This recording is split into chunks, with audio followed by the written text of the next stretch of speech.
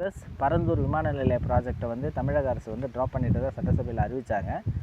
அந்த ஆல்ரெடி வந்து நிலத்தெல்லாம் கையகப்படுத்திட்டாங்க, விவசாயிகள்லாம் இழப்பீடு கொடுத்துட்டாங்க. இப்போ ஏன் வந்து அதை ட்ராப் பண்ணாங்க அப்படின்ற கேள்வி வந்து விவாதம் வந்து நடந்துகிட்ருக்குது. இப்போ மீனம்பாக்கம் ஏர்போர்ட்டு இன்டர்நேஷ்னல் ஏர்போர்ட்டு முன்னாடி வந்து தமிழ்நாட்டில் ஒரு ஏர்போர்ட்டு தான் இருந்துச்சு. யாராக இருந்தாலும் வந்து சென்னைக்கு வந்து தான் வந்து ஃப்ளைட் ஏறணும். இப்போ வந்து பார்த்திங்கன்னா வந்து தமிழ்நாட்டில் வந்து 4-5 ஏர்போர்ட் இருக்குது. கோயம்புத்தூரில் இருக்குது, சேலமில் இருக்குது, மதுரையில் இருக்குது, திருச்சியில் இருக்குது. ஈவன் கன்னியாகுமரியில் இருக்க பீப்புளுக்கு ஆல்டர்னேட்டாக திருவனந்தபுரத்தில் இருக்குது. அவங்க வந்து மிடில் ஈஸ்ட்டுக்குலாம் போகணுன்னா அங்கேருந்து போயிடுவாங்க. இப்போ டெல்டா விவசாயிகள் வந்து வேலைக்கு அரபு தேசத்துக்கு போகணுன்னா திருச்சி ஏர்போர்ட்டு தான் யூஸ் பண்ணிகிட்ருக்கிறாங்க. அடுத்தது தமிழகத்தில் வந்து 8 கோடி மக்கள் இருக்கிறாங்க. அந்த 8 கோடி மக்களில் கிட்டத்தட்ட 1 கோடி மக்களுக்கு வந்து சென்னையை சுற்றி இருக்கிறாங்க. இவ்வளோ டென்சைட் பாப்புலேஷன், இவ்வளோ டெவலப்மெண்ட் ஒரே இடத்துல குமியறதுன்றது சரியான அப்ரோச் கிடையாது.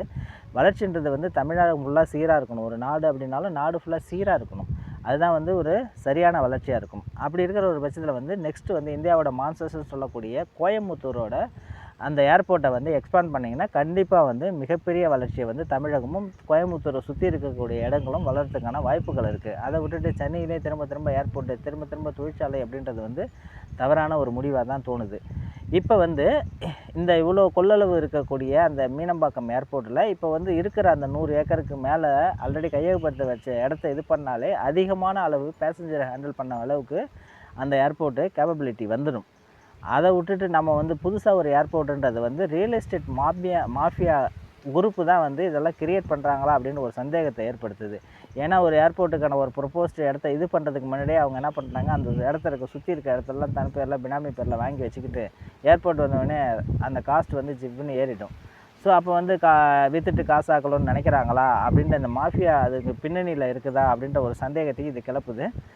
இதெல்லாம் வந்து தமிழக அரசு ஆராய்ச்சி என்ன பண்ணணும் அப்படின்னா வந்து இந்தமாரி வளர்ச்சி திட்டங்களை வந்து சென்னையை நோக்கியே வந்து வைக்காத தமிழகம் ஃபுல்லாக அடுத்த துணை நகரங்களாக இருக்கக்கூடிய திருச்சி, மதுரை, கோயம்புத்தூர் அந்தமாரி நகரங்களை நோக்கி நகர்த்தணும் அப்படின்றது தான் ஒரு சாமானியனோட வேண்டுகோளாக இருக்குது. இந்த ஏர்போர்ட்டும் வந்து நல்ல ஒரு முடிவாக தான் நான் பார்க்குறேன். அந்த ட்ராப்புன்றது வந்து அது திரும்ப அந்த விவசாய நிலங்களே வந்து அந்த விவசாயிகளே கொடுத்தா கூட ஒரு நல்ல விஷயந்தான் ஆக்சுவலாக. ஏன்னா விவசாயன்றது வந்து ஒரு மக்களோட வாழ்வாதாரம். அந்த வாழ்வாதாரம் எப்படி இண்டஸ்ட்ரியல் வந்து நம்மளுக்கு தேவையோ, தொழில் புரட்சி தேவையோ, அதேமாதிரி விவசாய புரட்சியும் கண்டிப்பாக ஒரு நாட்டுக்கு தேவை.